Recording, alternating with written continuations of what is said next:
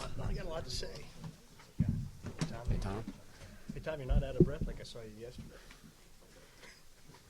You're not holding that against me, are you? Okay. Everybody ready? Well, good afternoon, and I would be remiss if I didn't start today, Veterans Day, by taking this opportunity with the platform I have to thank the men and women who proudly serve our country and who have proudly served our country and provide us the freedom that we all enjoy to do, what we all enjoy doing. So to the men and women who have served our country and are currently serving our country, thank you. It's been a tough couple of days for myself and all associated with the Razorback football program. I made a decision that there needed to be a change in the leadership of our program, and I want to thank Chancellor Steinmetz, President Bobbitt, Chairman Goodson, and the System Board of Trustees for their support of that decision. I do firmly and confidently believe it was the best professional decision and the best decision for our Razorback football program at this time.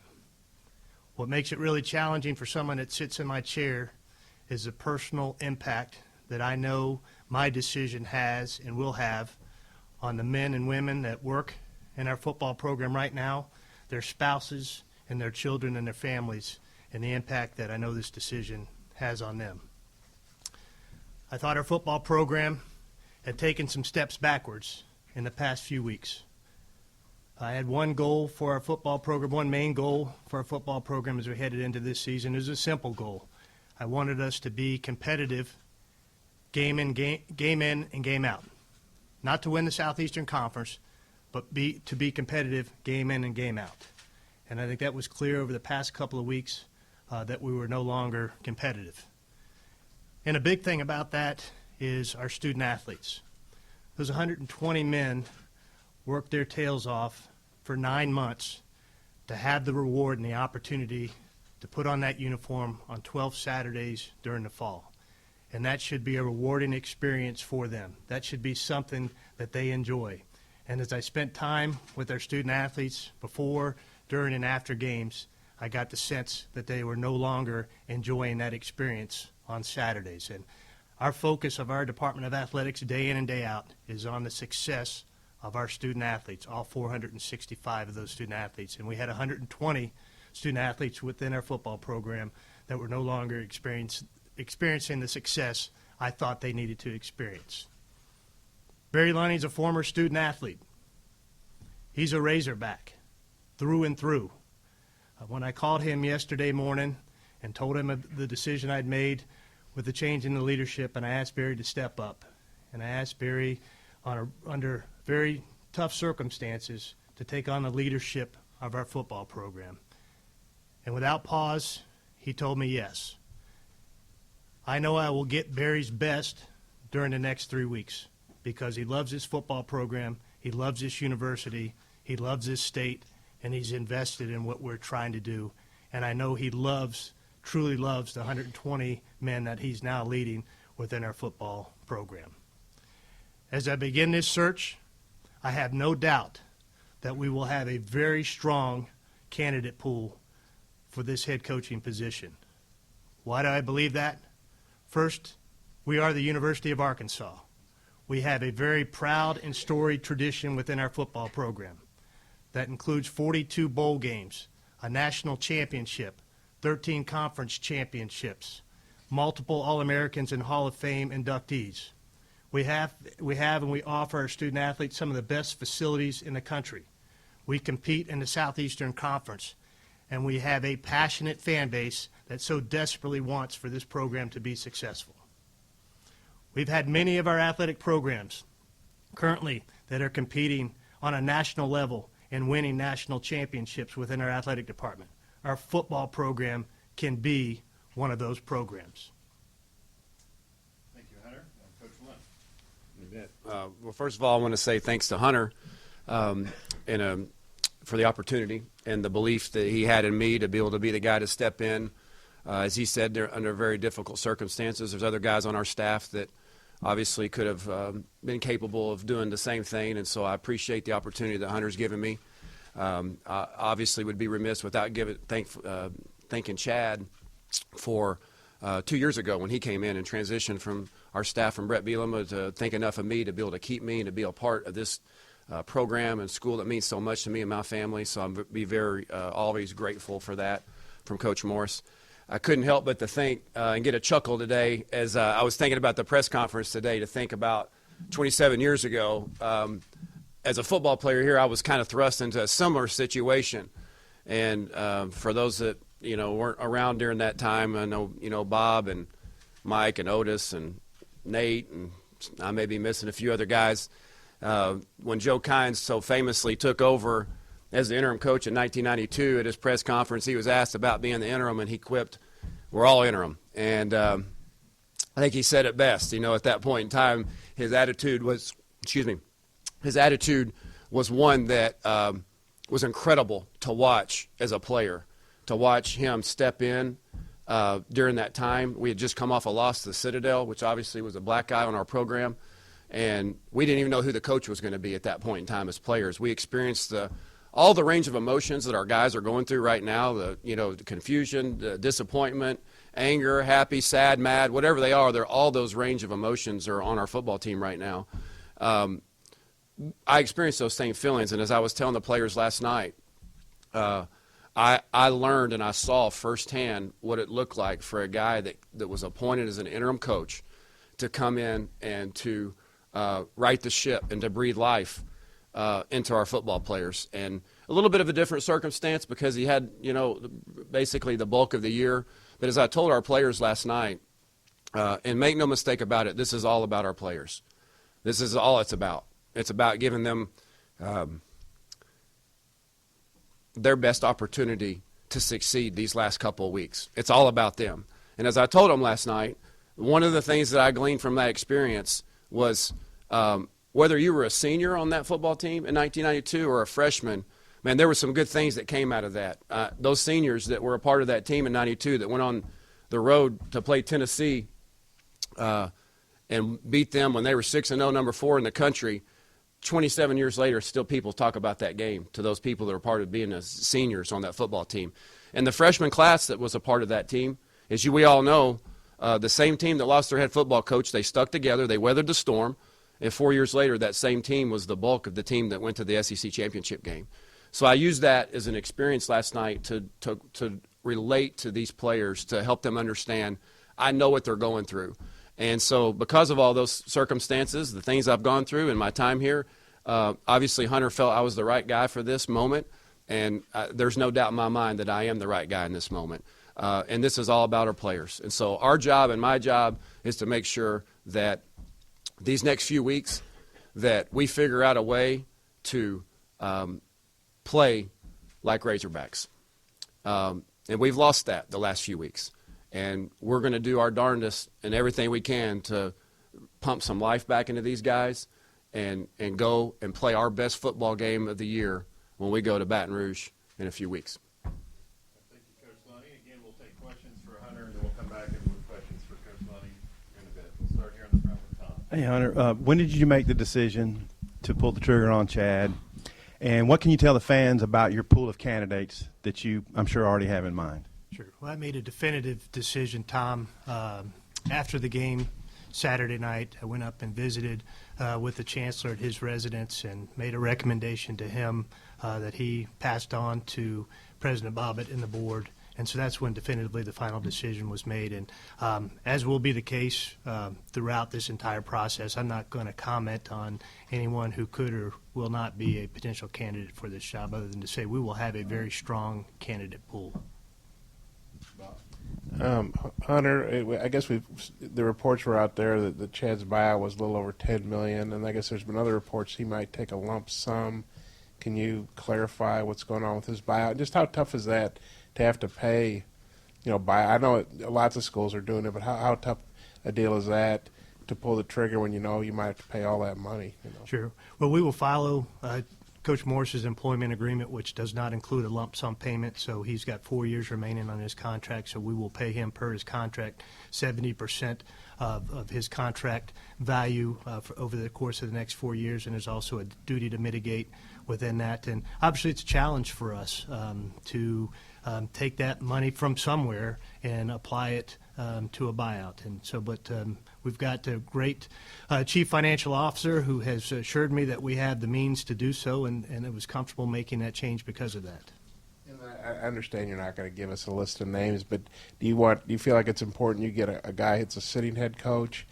Would a coordinators be considered? Maybe guys, former head coaches who have been out of the business for a while. Just what kind of pool are you looking at? All of the above, Bob. I mean, I want to get the best person in here to lead our football program. So on that list you mentioned, current sitting head coaches, coordinators, former head coaches, all of those will be considered.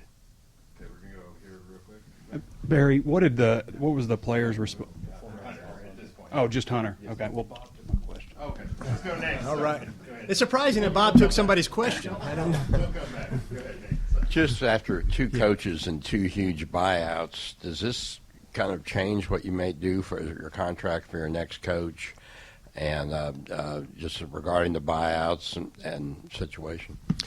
Well, I mean, the buyout situation throughout college athletics, I don't think is great. I mean, there's huge buyouts in all these contracts, and I did say I thought that, and I said it in my opening press conference, that losing football games should be a condition for terms of your employment to be nullified. And that's tough to be a pioneer in that, because that hurts your candidate pool moving forward. It has to be an industry-wide change. It can't be one where Arkansas takes the lead on that, per se, or it's going to hurt our candidate pool. So I don't see any significant changes in how we do our contracts, and we will pay what we need to pay to get the best person to take this position. We're gonna stand aside, Bobby. you said you've seen the program take a couple steps back over the last few weeks. What specifically did you mean by that, and did you think that Coach Morris kind of lost control of his locker room? I don't know if he lost support of his locker room. I thought that the past couple of weeks that we weren't competing the way we had earlier in the season. I think you go back to the Texas A&M game and how hard we competed in that game, and we gave ourselves a chance to win that game against a very good Texas A&M team in the fourth quarter. And even back to the Auburn game, I don't think Auburn, Alabama are great opponents, but I didn't think we played very well, and I didn't think we competed very well in either one of those games, and we surely didn't compete very well against Mississippi State or Western Kentucky this past Saturday. Hunter, a lot of criticism maybe on just the timeline of not giving enough time to head coaches. What was it that you saw that showed you that time wasn't going to be the right fit here? The competitive nature of our football program. Again, I didn't have tremendously high expectations for us this season. One of those expectations was for us to go out each and every Saturday and compete like the Razorback football program should compete, and I thought we were no longer doing that, and I don't think that takes time to motivate the players within your program to compete. Hunter, have you gotten a sense that, donors and boosters are fully committed to doing whatever it takes to get the best guy in here?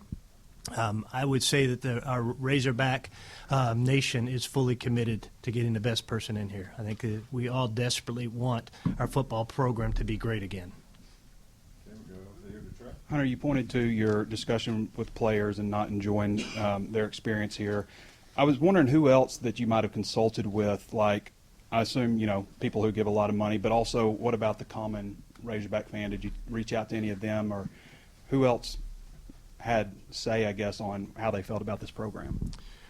Well, I consulted with Chancellor Steinmetz, some members of our board, but I didn't really reach out to anybody on our fan base. I think many of our fans made their thoughts known through various mediums about what they thought about our program. I think you could look at our attendance over the past couple of weeks and see what our fan base felt about our program moving forward. But this was my decision, and through my observation, I spent a lot of time around our football program. It's very, very important to the success of our athletic program that our football program is successful. Hunter, as an ex-athlete, you've been in this side of the game now for a while as an AD. What have you evaluated with maybe the roster, the talent on the team, and is a radical kind of style maybe needed? Barry Lunny, one of the best at being a straight-up football player. Is that kind of something you're looking at? Because, we see it every Saturday, having trouble even competing talent-wise as well. Sure. Well, I will tell you that there's plenty of talent in our locker room. It may not be Alabama-level talent, but we have plenty of talent, I believe, firmly within our locker room. And so that'll be up to whoever we choose as our next head coach, what type of system they employ as a head coach to be successful and help us win football games. So I'm not going to put myself in a box to say I'm going to bring in a triple option coach or anything like that as a radical move. Or it's going to be we're going to hire the best football coach and allow them to put in the best system to make sure that our program's successful. Hunter, a couple times this year you've said that you saw progress in the program, that it may be not visible with results, but you saw progress. What do you feel happened that halted that progress? What internally is happening with this team? I think it really was I look back to the second half of the Kentucky game, and we had fought really hard against Texas A&M. We had fought and played really well in the first half versus Kentucky. Probably did not have the lead we thought we should have had at halftime of that game, and I thought our season really turned when we couldn't close out that game and get that win against Kentucky. And I thought at that point in time our student athletes started to lose a little bit of belief on if we could actually ever get over the hump with the current leadership. Hunter, when you look at what's going on right now and the search that you talk about undertaking, you have a recent search under your belt already in terms of the men's basketball program. How important is it to you to feel like, you know what, I've already gone out, vetted a search, I've already looked for candidates and sold the school to those candidates too. How much does that help you with this football coaching? Absolutely. That search was a great learning experience for me very early in my tenure, a little bit over a year into my tenure, about what people outside of Fayetteville think of the University of Arkansas and how positively people think of this institution and this state and what this athletic program, at that point in time, our men's basketball program, and what they believe our football program should be. And so that was a great learning experience for me to go through that and really to see on a national level the perception of the University of Arkansas and our athletic program. Hunter, after turning this coach over in less than 2 years and looking like that is going to be more prevalent in college football as we move forward, how do you assure the next head coach that they're going to get the time to build this program and really take them in the direction that you want Arkansas football to go? Sure. That's my job to sell them on that. And I mean, quite honestly, I know I've got to get this search right. We cannot afford, as a Department of Athletics, to go through this 2 to 3 years from now. This gives the timing of this change gives me a little bit longer runway to really do my due diligence on this search and make sure that we get the right candidate in here, and then we allow that right candidate the time they need to build a program. Obviously, it's going to take steps. That first step is we've just got to be competitive. We've got to put a competitive product out on that field that we all feel proud to support Saturday after Saturday. And then from that competitiveness will become wins, and those wins will start to multiply year after year. But the first thing is we've just got to put a competitive product out there in the field. Yeah, all right, a couple things. What was the meeting like with the players last night, and how do you think Barry handled that? Barry handled it great. I gave some remarks to the young men. The first thing I did was apologize to most of them for how they found out about the change. I had set up a text message to go to them at about 10:50 that scheduled a meeting at 7 o'clock. I had to travel yesterday to a women's soccer game. As is often the case, the story leaks out and somebody gets a story, and then our student athletes have to find out at a less desirable way than I would have preferred. So the first thing I did was apologize to each and every one of them about how they found out about that, and then talked about my decision to make that change in the leadership, and talked about my decision to appoint Coach Lunny. And quite honestly, the kids were really excited about Coach Lunny. I think for the reason we talked about. He's a Razorback. He's walked in their footsteps. He understands what they're going through, having an interim coach. He pointed to that big win over Tennessee. And I think, he's got them believing that we can have some special things happen over the last couple of weeks of this season. When you made the call to appoint Barry, did you know about his history of being on the 92 team and going through an interim coach situation? Kevin Trainor's pretty good about filling me in on some of the history. So, yes. And I know it's a small window, 2 games, but are you evaluating Barry to be the guy, like if they go to Baton Rouge and win or something crazy? Or, hey, you never know, man. But Barry started his first game at Tennessee and beat the Vols, so. Yeah. I guess, and have you assured Barry, hey, we want you to stay part of the program, whoever the new coach is, or kind of where does that stand? I'm excited to have Barry Lunny as our interim head coach. He was excited about the opportunity, again, under some tough circumstances. He did a great job, I think, energizing our young men last night under a very difficult set of circumstances. I think they're excited about moving forward over the next 2 to 3 weeks. And I'm not going to say I'm evaluating Barry, but we'll tell you Barry's got a great opportunity over the next 2 to 3 weeks, and he's already hit the ground running and has been very impressive in his first 24 hours. We'll take a few more. We'll start here with Trey. Hunter, I think there's a misconception from the public about what search firms do, and I just wanted to ask, are you going to be using a search firm, and if so, what type of role will they be in? Sure. I believe it's my role as an athletic director to identify candidates that I think are the best fit for the University of Arkansas. We will probably use a search firm or some type of a consultant to help me with the management of the search, meaning reaching out to gauge interest, to see, to do background checks, things of that nature. But it's my job as a director of athletics to run this search, to identify the appropriate candidates that are the right fit, and to, in the end, identify the best candidate for this position. A couple more. We'll start on the left. How important do you think it is to continue the offensive scheme that they have going here, and is that going to be a big factor when you consider candidates? Well, you may want to ask Coach Lunny about what his scheme's going to be for the next 2 weeks. I don't want to put any pressure on him, but again, that's going to go back to whoever we select. And to me, your scheme should meet your personnel. So if we hire a coach that has a scheme that is scheme A, that's his preference, he better make sure that he can come in here and take the student athletes that we have and create a scheme that works for the talent we have on this team right now. And then as he begins to recruit the players that fit his scheme a little bit better, then employ that scheme. We have two more here. We'll start with Got a couple things. What was Chad's reaction when you told him? Do you feel like he felt it was coming? And secondly, given the early signing date, the time frame that you're working under, can you talk about that? Sure. Chad and I meet every Sunday, and we had met after the Mississippi State game, and he understood from that meeting, it was a very candid meeting after that the Western Kentucky game was a really key game for him and his tenure here. So I don't think that Sunday, our meeting yesterday, took him totally by surprise. I don't think it should ever take anybody totally by surprise when you let them go. It was a tough meeting. Chad Morris is a great friend. We left that meeting with a hug and some tears, and he will remain a great friend. And he understands, and I understand that was a professional decision. take one final one. The time frame, obviously, the early signing period is key because we've got some recruits that have committed to the University of Arkansas that we want to retain, and we want to give our new coaching staff an opportunity to recruit additionally prior to that signing day. And so giving them a runway to do that is important, but I think we've given ourselves a runway that we're not going to be in a rush. We've still got 3 weeks left in the regular season, another week for conference championship games, so we've got a little bit of time to get this search done the right way and get the right person in here and still allow them time to recruit. Hunter, did you have a list of specific names that you want to go after before firing Morris, or are you really going into it cold?